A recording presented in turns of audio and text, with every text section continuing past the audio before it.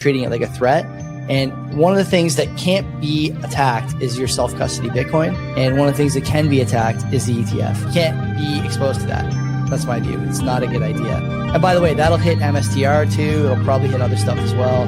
Friends and enemies, welcome back. Canadian Bitcoiners podcast. Friends and enemies, welcome to the CBP. Want to be better informed? Listen to Len and Joey. Sponsors taken care of right off the top. Bull, Bitcoin, and easy DNS. The media is feeding the slop. It doesn't matter what topics discussed. Quality entertainment and information you can trust. That's being planned or at least discussed. You know, we're not going to allow quality people to buy entertainment and information you can trust. Send the guys some value, boost them with some stats. Bitcoin is a scarcity asset. I mean, it's just a fact. Geopolitical, national, down to the local cloud. Friends and enemies, welcome back to the Canadian Bitcoiners podcast. Happy New Year, Merry Christmas.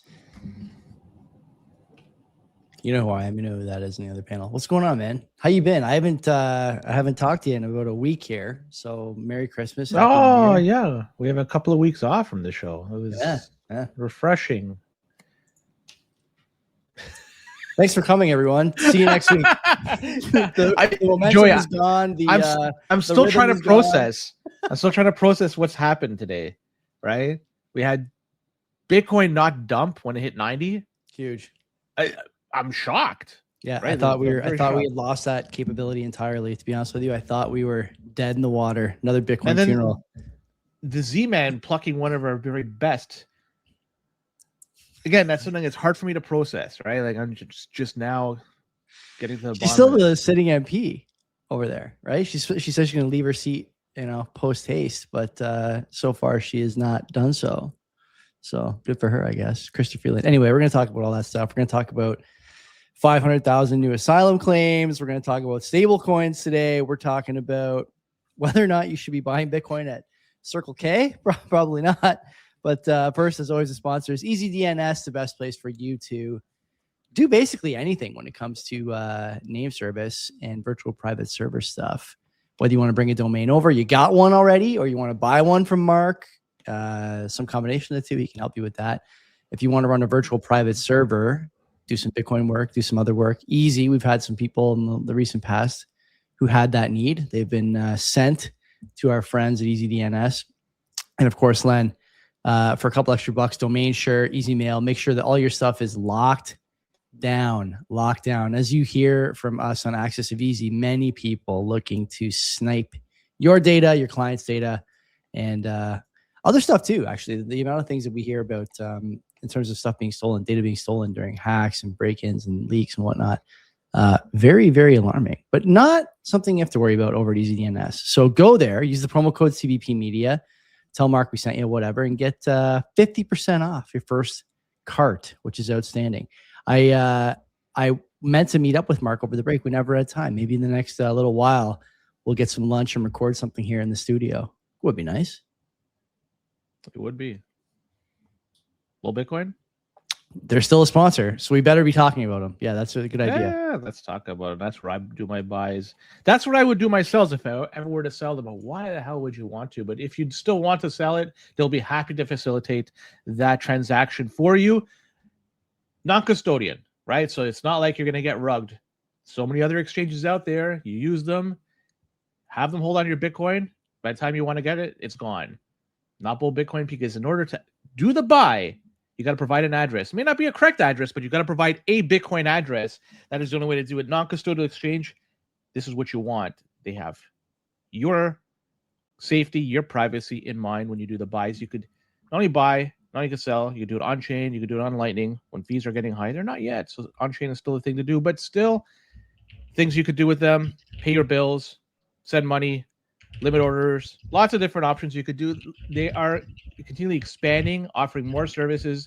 They have the new app out there. Joey, I think you've tried it out and you are very happy with the Bull Bitcoin app. You've been glowing. It's awesome. The Bull wallet is awesome. Recover Bull is awesome. Super easy. Without going into too much detail, I've been using the DCA feature, right? Bull Liquid DCA Bull Wallet Flow over the last, more than a month now, I think. And it's been awesome. It's like a really good sort of product. It's a good product alignment, and the buy to the wallet to the it's outstanding, completely seamless. Set it and forget it. You love to have it, and like you said, how many places can you DCA non-custodial? Barely any. This is one. On top of that, if you need some hand holding along the way, they have an excellent team. They actually fly Guillaume to your house. If I don't know, maybe not to that degree, but they are certainly enough. They'll do it. I promise you, Kev and Matt. They will send Guillaume anywhere you need him to be. He's there. So if you have a little bit of extra of these, the Canadian version of, they'll be happy to take it and give you some Bitcoin in exchange. So check them out. Use our link below if you haven't already signed up. If you do, then all your buys and sells moving forward will be a little bit cheaper. Check them out. They are the best. Yeah, we like that. So, I mean, housekeeping, I guess we could do first. We don't have any. Been a couple of weeks off here. Really enjoyed the break. Len and I got together in the meat space for the first time in a while with show sponsor Tuan at his place. That was fun. Man, you guys, like, we talk about Tuan usually in the back half of the show. We do Hamilton Man, Brampton Man. But let me tell you, Tuan takes no breaks. Okay. He made us steaks, and we were talking about, in between solving all the world's economic and political problems, all the iterating he's doing over at 256 Heat. He's got a new 3D printer in-house. You see him tweeting about some of the stuff he's working on. Guy never sleeps. So we did that over the break, and man, that's basically like it. I didn't do like anything else related to this podcast. Did you? I was always still checking out the news stories, and some of the sure.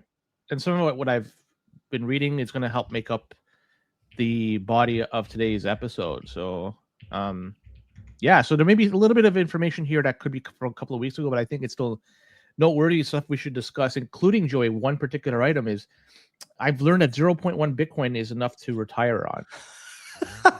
So I'm going to be hopefully I'm shutting it down. If that's the case, I'm shutting it down. We're good here. Well, maybe you are. I still haven't reached that magical 0.1 Bitcoin. And when I do, then you will see me just shut it down and say enough is enough. So when this chair is empty, I've reached my stacking goal for my life. 0.1 Bitcoin. Get there, because if you do not, you will never retire. That's according to a whole bunch of podcasts that I see out there. Yeah. Funny, I see a couple comments here from the chat. Tore up, bro. You got to get into the 256 Heat. Don't worry about what your wife thinks. And then Dab there, I see a 0.01 Bitcoin to retire. Boomer underneath 0.15 to be safe. It's amazing. The pod slop never ends. I've said this many times. These guys are my friends. Don't get me wrong, but it's shitty content. If you're making videos every 2 weeks about how much Bitcoin you need to retire, it's time to start thinking about another line of work. I would say that's my personal view. Don't shoot me about that, but I think that's probably the case. Another thing I think you should be very concerned about if you're a Ledger user. Have you seen what happened with the? Are we going into this here? You want to let's hop into the news? Sure. I mean, let's hit them with the Ledger thing. It's a pretty important story. We talk. Do we have any boosts? We have boosts. We have no boosts. Okay. No Good. boosts. All right. As we talk fondly of products from CoinKite, and the reason why is I use it. Joey, you use it. You have the Q. I don't have a Q. I'm happy with my Mark IV cold card. I'm not going to upgrade it because it does exactly what I want it to do for me. Mm-hmm. Not to say that the Q is a crappy product. It's a better product, but the Mark IV does everything I need. Why do I like CoinKite? They don't sponsor us. I just like their fucking thing. When you buy something from them, from what I understand, is they destroy those records after a period of time. So in terms of having your information tied to a particular buy, like a signing device, it's not going to happen through CoinKite. They're not going to get that information. But Ledger, time and time again, this happens, right? You buy something with them, information they keep forever, man. Their retention is infinite. Destroy this fucking stuff. They have their payment processor today, Global E. Unfortunately, they suffered a breach. Now, information that was taken from there is the typical stuff. You got the names, the addresses, the contact information, everything. And if you're buying something from Ledger, you probably have some digital assets associated with it, right? It's not like you're going there to buy the fucking hat that you can put the Ledger Nano in it. You're getting the Ledger Nano plus the hat. So like they know that you have it. So when this information gets leaked out there, now you're risking the $5 wrench attack. You're risking getting all these fucking emails out there because they have this information. You might get calls, you might get whatever, just to try to scam you in one way or another. How many people out there use Ledger for NFTs, for shitcoins? They are just ripe to get fucking owned out there. They're gonna fucking get absolutely owned. It's fucking bullshit if you see this kind of stuff happen time and time again. They do not do anything for you and your privacy. If they would destroy this information shortly after processing the buy and sell or the sell of the product. But the fact they keep it forever, it's bullshit. Go somewhere else to buy your fucking signing device. Don't give Ledger your money. They're gonna fucking just rug you in the end. If not, your shitcoins are gonna get rugged. Think of all that, and not just that. Like, think of like what they fucking offer in terms of like those devices. They service all that garbage. Fuck Ledger. Fuck it all together. It's still better than leaving on an exchange. I'll have to give it that. Can you not much these days. Answer this question, okay? How many more data leaks before the end of the decade from Ledger? Over, under 2.5? Over. I would say over 2. Why? We still have 4 years, give or take, right? Like, it's just enough time. That's the thing. That's the one thing. But I think the other thing too, like the key feature here of this and other leaks from them is what they're not learning their lesson on third parties. Like they just keep going through. They just keep going through these, like, you know, these phases where they're, oh well, it was a vendor, it was an email provider, it was a whatever. But like, man, Bitcoin's worth $100,000, dude. You can't leak that information from people now. You're seeing crime, although there is like very suddenly a major push from all the Canadian and American media to say that crime in big cities is going down. Like, you must think I'm fucking retarded if you think I'm going to believe that. But that aside, the idea that this sort of increasingly dangerous time is the right time to be leaking customer data to third-party providers, to Darknet, to Twitter, to whatever, you know, at the same time when vigilante activism is raging. We just had Luigi Mangione kill a guy, you know, 6 months ago. It seems like a decade ago that happened. Charlie Kirk. People are emboldened, you know, by I don't know, are they emboldened by like 4chan forums or whatever the case is? The fact of the matter here, the fact of the matter here is that, you know, whether they're getting MK Ultra or just watching too many YouTube videos, people are taking bolder and bolder action against people they don't like, disagree with, think have some undeserved wealth or fame or fortune or whatever. And the idea that you're going to be like, okay, let's keep giving all this information to third parties is insane to me. These are the same guys, by the way, that will say to you in, you know, tweets or whatever, the new Ledger safest hardware wallet. It doesn't matter how good the hardware wallet is if you tell people where the hardware wallets are being like domiciled. That's the same thing, you know. That's part 1A and 1B of customer safety and data safety. But they're really failing at this. I have also never heard of this payment processor. Presumably they're European, but can we not use someone a little more? I mean, recognizable. Well, recognizable, whatever, right? Like, there's the fact of the matter is there's more secure payment processors than World E. By the way, Global E is headquartered in Israel. Just never stops. Like, you just never stops.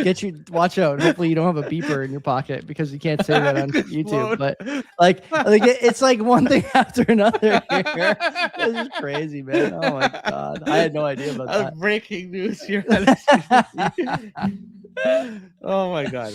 What an embarrassment, man. What an embarrassment. I don't think these people are like, you know, they're not serious people when it comes to security. I can't imagine continuing to give my data to them. Just, it's mind numbing. But Len, until NVK and the cold card guys start worrying about UI for new Bitcoiners, this is going to keep happening. And, you know, I've been critical of NVK. I think I said this to D over the break too, probably during a heated round of ARC Raiders, that one of the problems we're having now is Bitcoiners who are starting, to buy in the last, let's say, or started to buy in the last like 2 years. Okay. They see it at 100K and they're going, man, I got to get some of this. So they start buying. They never experienced 2017, 2016 and before user interfaces in Bitcoin, whether it was on the hardware side, whether it was on the wallet side, the client side, whatever. They never experienced this. And so for you and me using the Cold Card Q or the MK4 with Sparrow is like, oh my God, what a breath of fresh air. This used to be brutal to use. The sending and receiving was brutal. The fee structure is brutal. Now, people don't have that point of reference. In fact, everything they're using is really dumbed down. It's for the lowest common denominator, as I used to say on the show all the time. And so until Cold Card or CoinKite, if they really want these customers, if they really want to help these customers, I dare say, tweeting at Ledger or about Ledger every time they fail is one thing, but there's a way to kind of draw these people in and, to be a bit critical here of MBK and the team. There's not been so far an effort to produce a device for the new epoch era, whatever, of Bitcoiners. And until there is one that's secure and friendly to look at, you're going to keep having this problem. So it's not MBK's problem to solve, but there is, potential at least that he could really poach a lot of these people who are looking for hardware wallets because he does have the best product. You're right. The question is one only of UI and ease of use and nothing else. I have nothing to add to that. All right. Let's just go on. TrustWallet. You've heard of them? I have. Don't trust them. Yeah, hardly. I don't ever. think they do Bitcoin. It's like when you have to put science in the name of a discipline. It's not a science. Like political science is not really a science. Same as if you have to put trust in the name of your wallet. It's not really trustworthy. So don't trust wallet. Like I said, I don't know if they do Bitcoin. Let's assume they don't. Doesn't really matter if they do that. But anyways, there was a Chrome extension for TrustWallet that apparently drained about 2,500 people $8.5 million worth of, I presume, shitcoins. And what they were doing, they were using a malicious JavaScript file on the TrustWallet Chrome extension. Chrome of all things, right? That's another thing that, there's better browsers out there. Better browsers, better signing devices. But this is a hot wallet, right? Like this is something people should avoid. Leaving your money in exchange, your Bitcoin in exchange, is bad. Leaving your Bitcoin in a hot wallet, like a vast amount of Bitcoin on a hot wallet that's just readily available, is bad. You don't want to have your keys on a device that is on the internet, that is online, that could potentially get rugged. Use something better. I would even dare say use a fucking ledger over this stuff. Yeah. But then if you're going to go down path, use something else. To mention even Tap Signer is another one. But anyways, there's so many different things you could use out there. Don't use the Trust Wallet. But still, people don't learn. Joey, all the time you hear stories like this. It's always web wallets. It's always web wallets, Chrome extensions. Yeah. I don't get how people just continually trust these. I understand the name, but let's be honest. This shit happens frequently enough that people get their shit drained from them, but they continually do it because they're fucking lazy. They think that their system, their setup, is impervious to an attack. No fucking way. No system is. With enough time and effort, they could get into anything they wanted to. Mm-hmm. Now, in this case, they're using a malicious JavaScript that's part of a compromised set of tools out there. It's in the GitHub. They compromised the GitHub. Yeah. So think about this. Talk around, you find out, man. Exactly. FAFO hardcore example here. Think about this. You're using TrustWallet. It's in the name, like we said. People use this thing. It's a commonly used software wallet. Think about the ways you can attack this thing. The GitHub is one, happened here.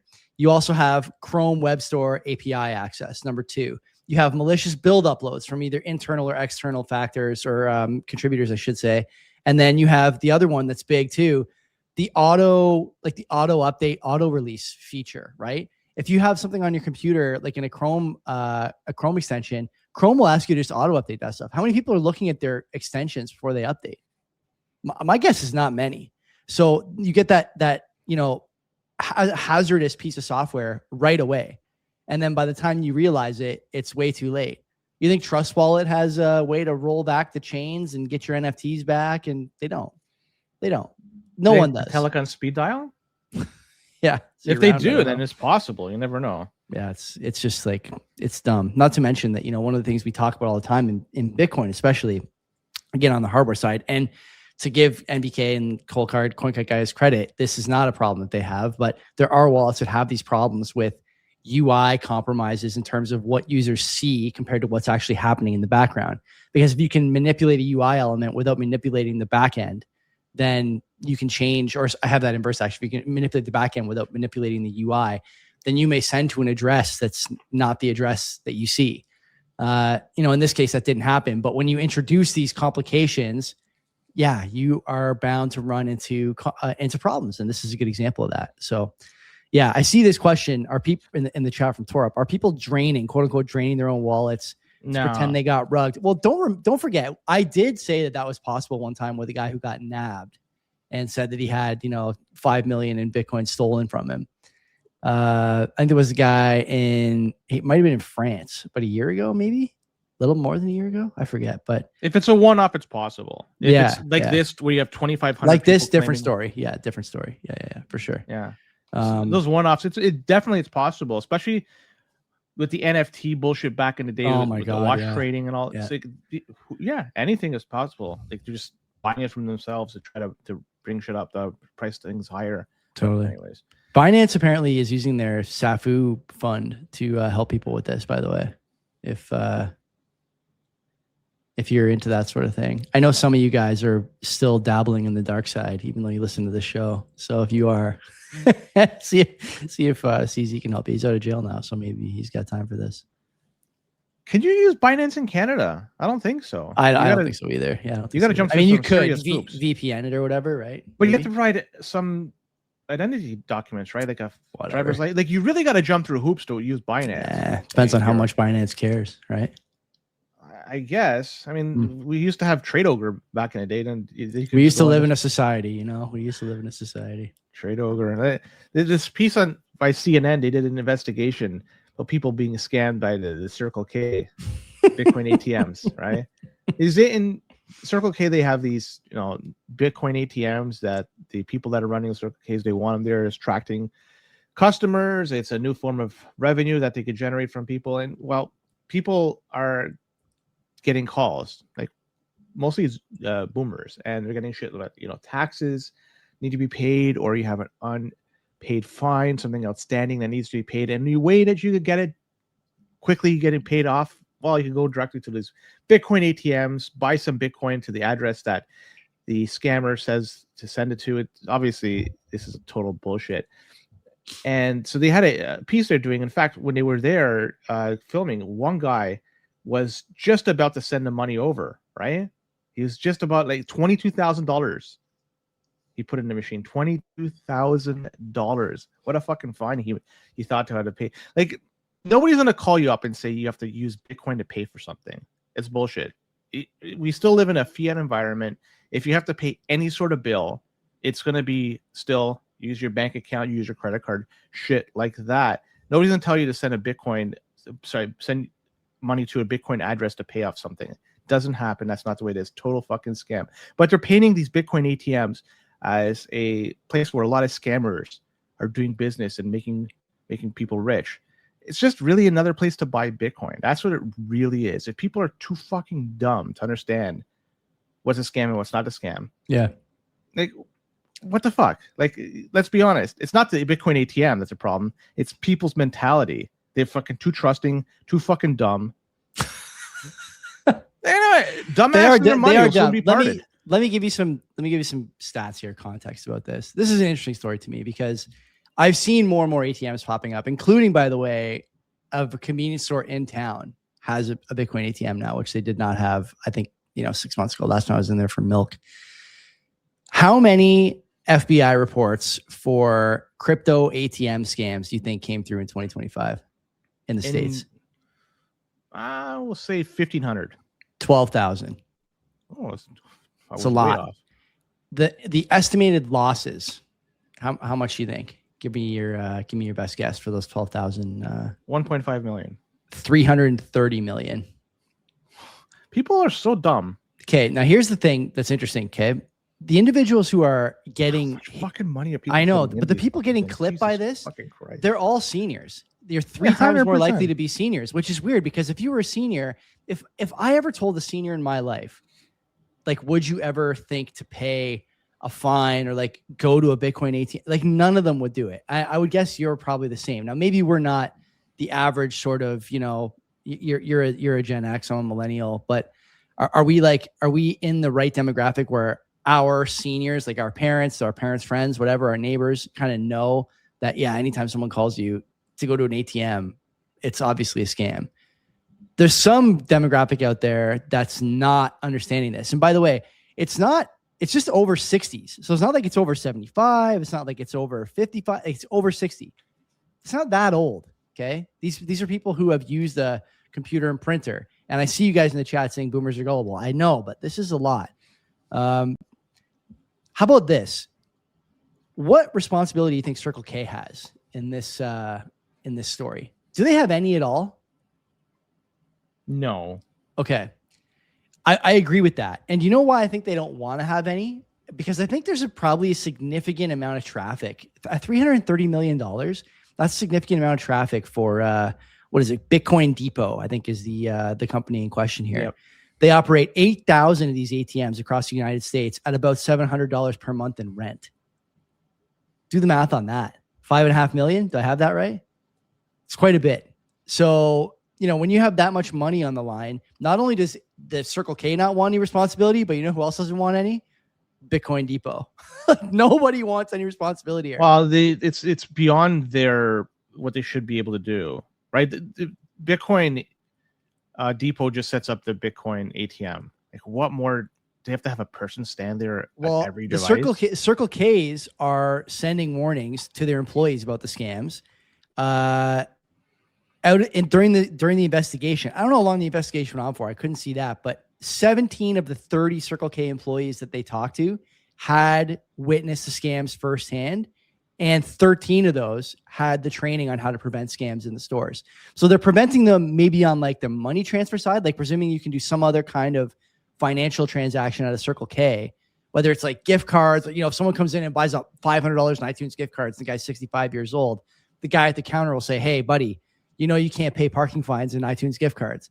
But if the same 65-year-old goes to the ATM with 20,000 in cash, like you said, what was the number? 22K? 22K. That Circle K employee doesn't bat an eye. So is it like, where's the line here? I'm not 100% sure, but there's something here. You know what? That's going to be talked about over the next few years as these things become more. I don't know if ATMs become more active, because obviously law enforcement doesn't want you using ATMs, but there's some responsibility here, some social responsibility. That same fucking idiot is going to lose his money on a fiat scam, right? Like, somehow, like, if he didn't do it on this, somebody would have came to him and he would have paid a bill and he could have went to the bank and get it reversed, or he could use the credit card. But when you do that, sometimes the money that was sent to the scammer, they already spent it, so they have to somehow create more money, and this creates more money in circulation. We all pay for it as a result. I refuse. I'm opting out. And that's what you should do. You should exchange this. Well, maybe not exactly this one, but you should exchange your Canadian dollars for Bitcoin. That's like, just today, I was talking to my wife when I was mentioning, I'm not going to go into the Z-Man story, but just briefly, I was just saying, man, it's just fucking embarrassing. That's just fucking embarrassing what's going on over there. But you know what? We are the largest donor to the Ukraine per capita, right? After the most recent $2.5 billion loan. It's a loan. It will be paid back, just like the COVID ones. Maybe. It's going to be hard to claw back the loan from Ukraine. A little harder than the COVID loans we're clawing back right now. Interestingly enough, they have a lot of gold. Yeah. Why? If somebody has an asset they could liquidate and they choose not to do it, I don't know. I doubt that. They ask me questions. What's going on? We're talking about scams. Let's talk about this other scam. Somebody was posted on the crypto scam subreddit. I can't believe that was a fucking. This is a subreddit. Wow. Crypto scam is beautiful stuff. And this guy, I know this is an XRP story, but it does bleed itself into Bitcoin. This guy, he said that he lost $200,000 of his family's money, $200,000 worth of XRP, right? Fucking XRP. They essentially lost nothing. But he says this was the life savings of the family that was lost. Apparently, somebody in the family had access to the keys. He trusted the individual to have the keys, right? That person gave the keys to the scammer, right? So, right, this shit could even apply to Bitcoin, right? As long as somebody has is this in the show notes? Did I miss this? I don't know. You might have made a. I don't know. It's an evolving document, and I have here. It's evergreen. But what the gist of this is? Fuck the XRP part. Focus on the keys part. Yeah. Don't trust giving your keys to anybody. If you're gonna give them up to somebody, make sure damn fucking sure you trust them, because there is no way that you could have this reverse. Once it's gone, it's gone. Maybe not in the XRP world because it's very centralized and they could go to Ripple and have this reverse. But with Bitcoin, it's not the case. Be very careful with your keys. I know you think you're sharing with somebody and they might have the best of intentions initially, but once they have it, they could do anything they want. In this case, they gave it to a scammer, and a scammer rugged the whole family of the family fortune, $200K. God, that is brutal. That's man. pathetic. Brutal. It's a learning family experience. fortunes in XRP. Like, how many brutal parts of the story can there be? This is a good learning experience. Not just don't invest in XRP, but the fact that you don't want to give your keys to anybody. They suffered this massive loss, and if you learn from it, you won't have to suffer this massive loss. Yeah. So learn from somebody else's stupidity, and don't do what they do. Do the right thing. Secure your keys properly. Don't give them up to anybody, or else you could get rugged. Hard to believe that again, like I don't have the background on this, but it's in the year of our Lord 2026, there are still people who are placing their faith in the XRP token to give themselves financial opportunity and financial freedom. How can this be? How can this be? Crypto scam sounds like a great subreddit, by the way. I'm gonna go check that out. Is it all one word? Is there an underscore in there somewhere? No, just one word. Crypto scams. Yeah, here it is. Oh, this is going to be a banger for sure. Put yeah, that this in is your good. favorites. 840K stolen. My hacker is swapping to Monero. Wow. Jeez, man. It's gonzo at that point. Yeah. So a couple of weeks ago, we had this very big story that came out in Canada. It was the Canadian Tax Court. They overturned a CRA decision to deny Bitcoin loss write-off. And the story here is somebody opened an account with Quadriga back in 2017. And in 2019, Quadriga famously went tits up because Gerald Cotton, well, he died from Crohn's in India. And so the taxpayer in question here claimed a non-capital loss of $505,000 in her 2017 T1 tax report. And she said that was the cumulative amount placed with Quadriga plus interest and other costs. So I would assume she probably had 400,000 she bought in 2017, Joey. That's a fortune now, an absolute fortune. That's Canadian dollars, by the way. And she's claiming it as a non-capital loss, and this would allow her to deduct against her income. And so was hoping her intention was to retire in her early 60s. If you want to hear a Bitcoiner here, Joy, this is it. She hoped to benefit from all this, and she ended up borrowing $2 million. Mm-hmm.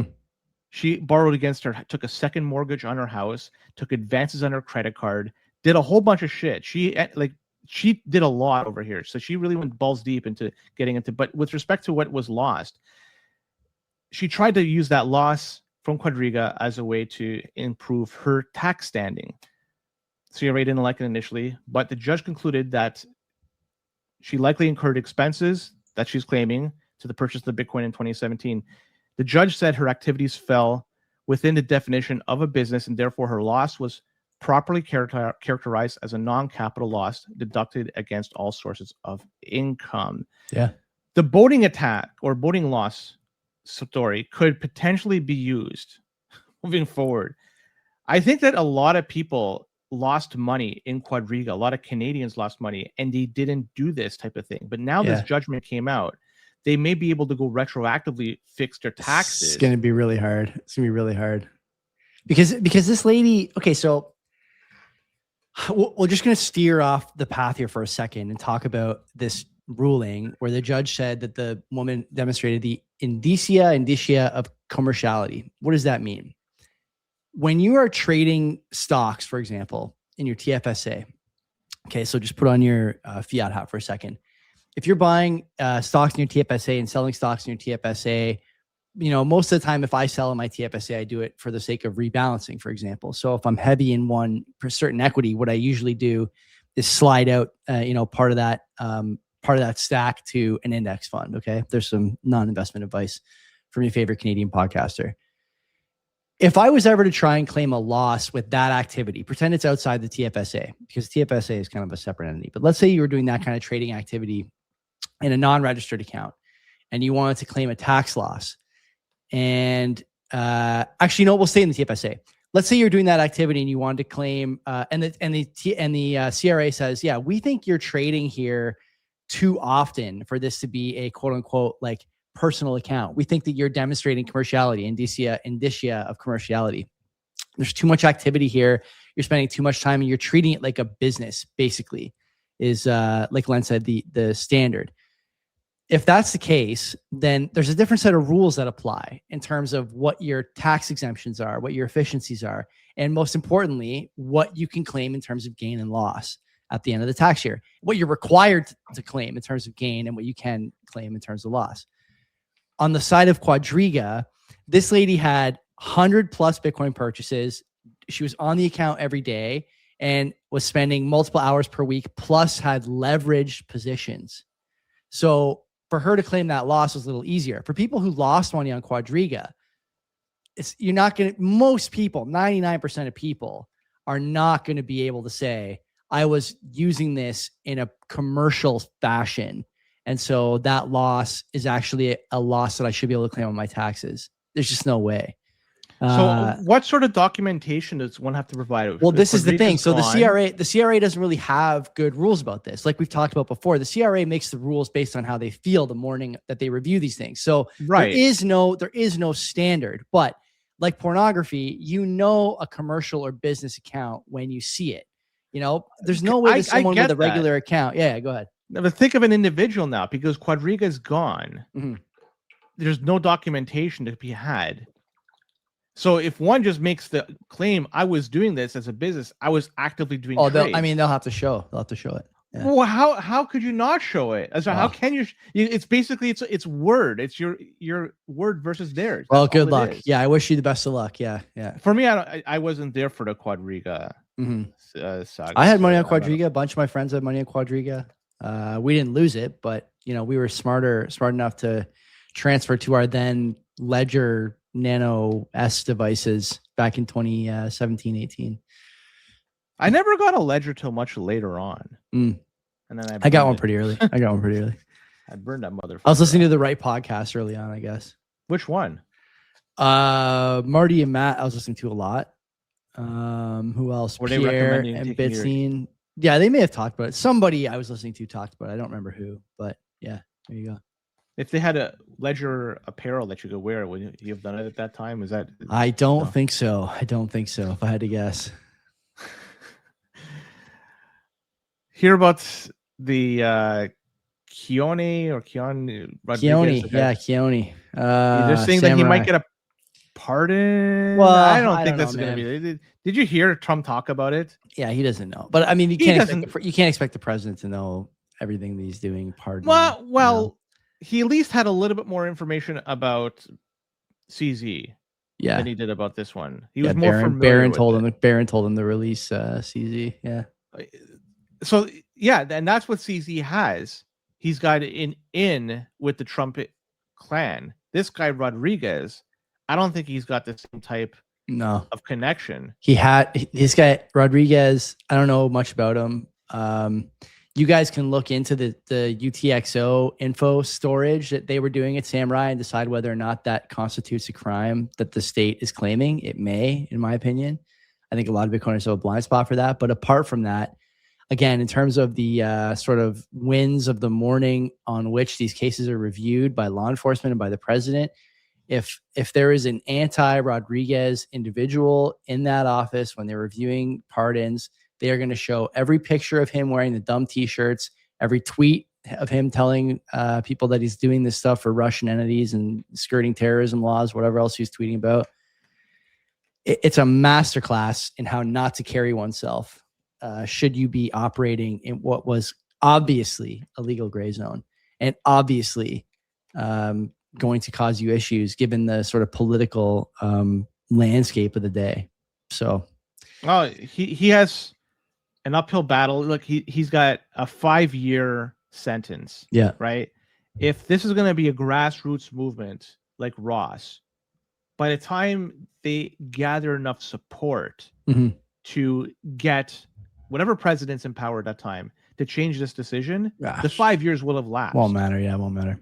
That's exactly it. Yeah. CZ, from what I remember, Binance did help out the World Liberty Fi with their stable coin, providing them with code. So there was a connection between Binance, which CZ obviously is very much attached to, and World Liberty Fi, which the Trump family is attached to. So you could see the connection here, in which you're going to have CZ at least get an in for potentially being pardoned. Rodriguez, no hope in hell. That's the way I see it. I could be wrong. I think you're right, Len. I think you're right. Just like, with Venezuela, dude. You're going this direction too with like stable coins and stuff. And that's why I have my tag tonight as senior Panopticon correspondent. Like there is no place in modern governmental strategy guidebooks for samurai. Sorry, there's just not. So, yeah, good luck with this. There's other ways to be private that are a lot less in your face, a lot less insulting, I would say, a lot less grating to the people in charge. Stuff like Lightning, there's ways to obfuscate if you want to.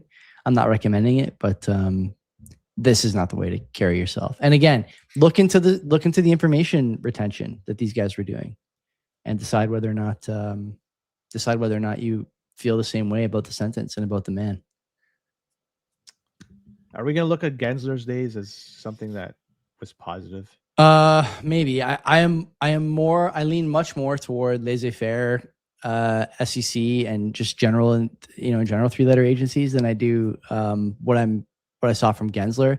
My other view on Gensler and his regime in general is that he was being dishonest about what he knew and understood and didn't know and didn't understand.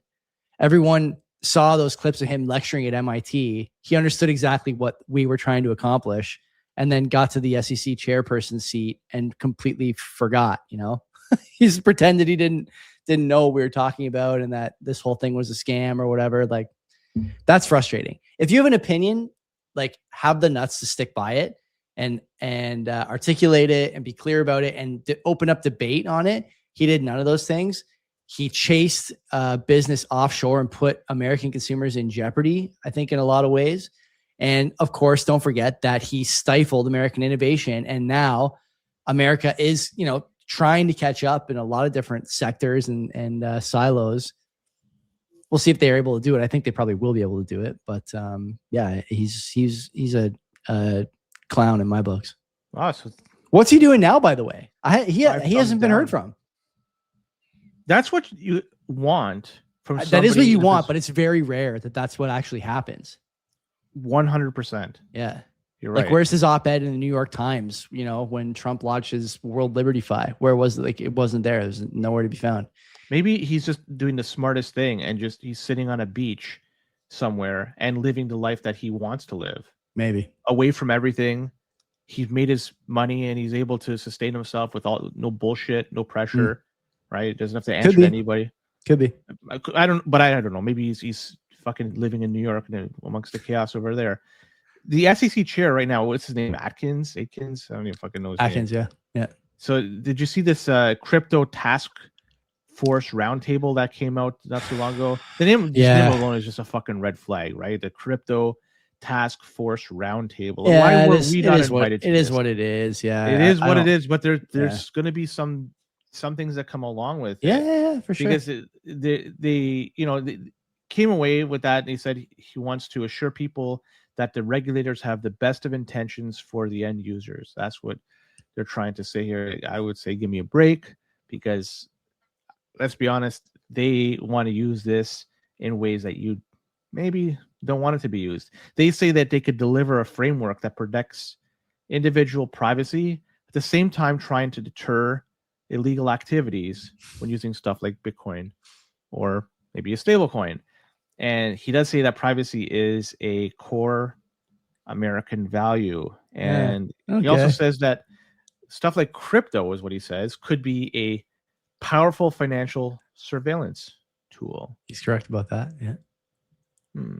So when you have privacy and then you have surveillance, those two things don't seem to mix very well to me. It's like oil and water. But look, we just had the Tornado Cash guys, right? And Rodriguez is now in jail, right? Like, okay, maybe it's because they rub people the wrong way, but I think that there's going to be something coming out from all this, and I think a lot of people are not going to be pleased if they're going to be using this as a surveillance tool. And KYC-free Bitcoin for people that have it, I think this is going to be something that could be potentially very valuable to them in the future, because it's theirs. Nobody knows you have it, and you can do whatever you want with it. Yeah, I like the idea of this guy making these statements. This is refreshing, honestly. So he mentions Bentham's panopticon. You know what a panopticon is? No. Panopticon is like it's like let's consider like a circular room, okay? And all up and down there's prisoners in this jail that we've built here. And in the middle there's a guard tower. And the guard tower has windows that are tinted and are all around the tower. So you got the guard tower here, and then all around the tower are prisoners, all facing inward toward the guard's tower.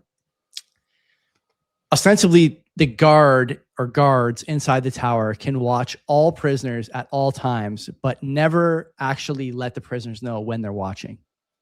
And so that has a psychological effect. People always think they're being surveilled, even if they're actually never being surveilled, because the possibility exists that someone is looking at your transactions or your actions or your behaviors or whatever, right? Your tendencies. And so it's a sort of a sociological chiller on the way people think and act.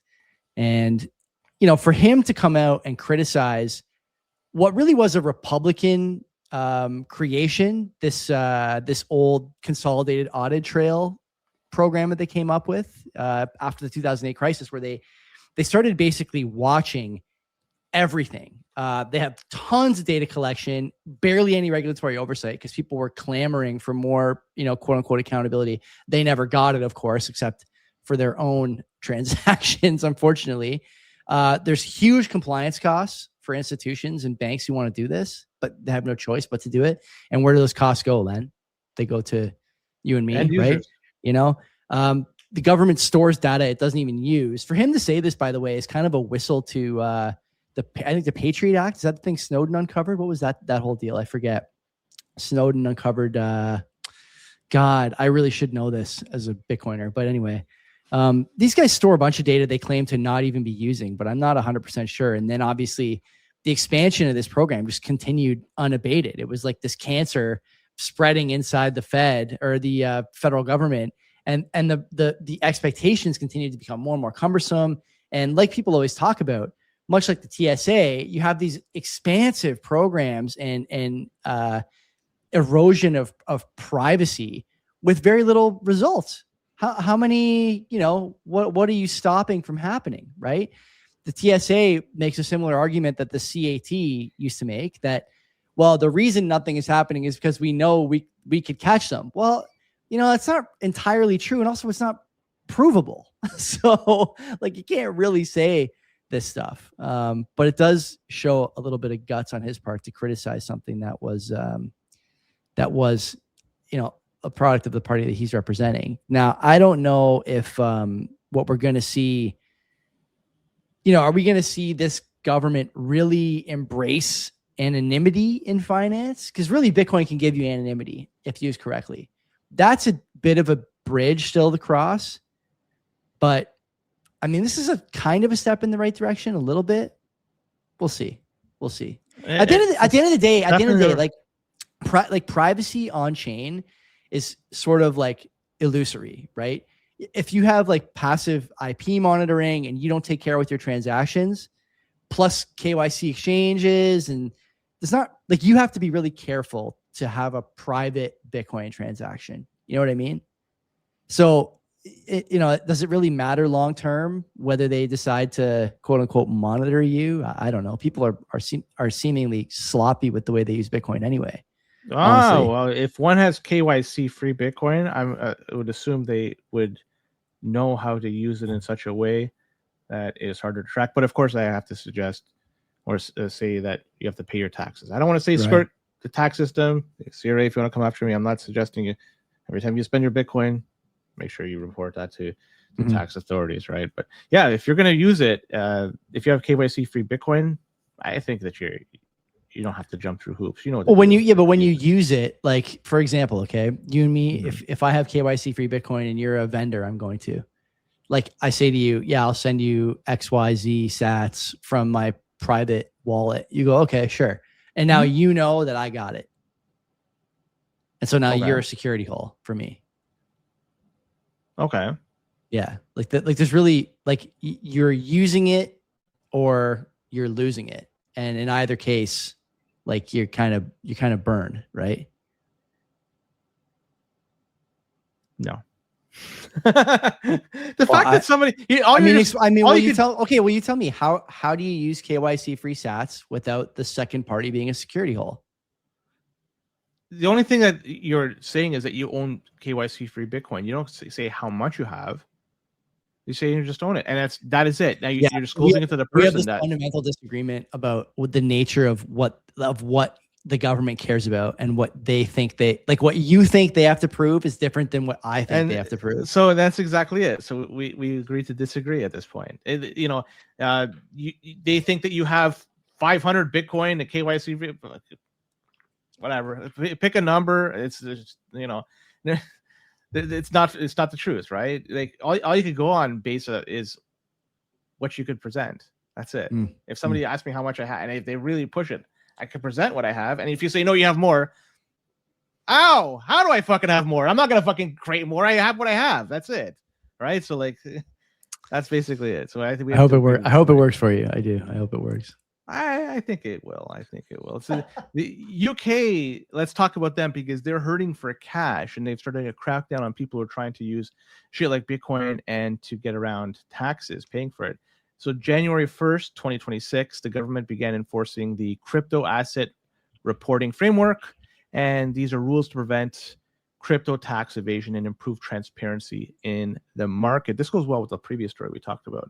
And a new system requires crypto exchanges and platforms to collect and share detailed information such as wallet activity, transaction history, and details for their taxes, such as national insurance number with the tax authorities. I think that UK might be trying to fund the Z-Man's new yacht. That's what I'm guessing. And this is all part of data collection system that has started in 48 countries. And 48 countries started 2027. Canada's not in there, but they're in there for 2028. Yeah. So we will be subjected to that. And so, interesting stuff. So if you've bought from an exchange in Canada, look, they could ask for this information. CRA is going to have exchange data starting in 27. So starting 2027, January 1. Yeah, that's when they'll get that collection. You have 1 to 2 years to voluntarily disclose unreported gains, not unreported and unrealized, of course. So I would say, just if you're not selling, then don't worry about it. And by the way, like, you're seeing these services pop up more and more, these retain custody of your sats and use it for a loan. Like that's going to become a big deal for a lot of these countries, because we're going to use the same services that, equity rich people are using, real estate rich people are using. I don't want to sell, right? I want to use what I got and use it as collateral. And that's going to come over the next few years. I wouldn't worry about this. This is sort of like they're trying to catch, again, it's politically popular because people don't like that Bitcoiners, and to be honest with you, crypto token holders in general are getting wealthy. And they feel like, again, it's locked up capital. They're not paying their fair share. Like, pick your slogan, whatever. But they're not going to get the people that are the whales, because the whales know how to transact privately, know how to use the Bitcoin without selling, know how to do all that stuff. A moment ago that once you started transacting, No. Like, I know. But I'm saying, like, lightning wallets and stuff. Like, there's ways to do this that make sense. And whether it's like XMR, for example, or whatever else, like there were so many opportunities over the years to get this right from a privacy standpoint if you were a frequent user. Now in 100%, Canada, 100%. You know what I'd be curious about? Like, in Calgary, Ben Parent Sessions, hosts this like sats market thing, right? Where people are taking Bitcoin and using Bitcoin for retail transactions. Or these guys who are living on a Bitcoin standard, right? They're paid all in Bitcoin. They transact all in Bitcoin. Like, what's the CRA going to say about those people? What's that tax bill going to look like? This is why, like, I love the idea of living on a Bitcoin standard, but, you basically traded the headache that you're going to incur over the next few years. If you spent the last, let's say 5 years as the Bitcoin price ran up, living on a Bitcoin standard, if you spent that 5 years trading Bitcoin for services and goods, because you wanted to post on Twitter or go on podcasts and talk about how you were living the Bitcoin ethos, I wish you luck. You're going to fucking need it when these guys come knocking. The first person through the wall is always the bloodiest. Yeah. Yeah. Always. Yeah. They're the ones that are going to take it the hardest. And that's the reality. Look, if you have been only buying and just stacking, you're okay, because according to the laws, it's not a taxable event. I'm still trying to get to my 0.1. Well, 100%. They could change the laws, but up until now, nothing has been. So I'm still trying to get to my 0.1 Bitcoin so I can fucking retire. But until then, I'm just always going to continually buy, right? And that's the way to do it, I think, for now. I mean, if you want to spend all more power to you, it is, right? It is a medium of exchange as well. Mm-hmm. But depending on which jurisdiction you're in, there could be some sort of reporting requirement. I'm not sure which is free. Is it fucking Portugal? Is the only? I don't think so. I've read that numerous times, that you're able to spend Bitcoin over there and have it tax free. But I don't know. I have no intention to live there. No. I think that's it for. Is we gotta. Is it? An hour in? Yeah, it's an hour in, man. All right. Just about. Let's move on. We're going to the notable stories. Hang with us if you're on video. If you're on audio, come back tomorrow. And of course, don't forget about Brandon Hamilton, man, coming up in the back half too. Yeah. Don't be a cuck.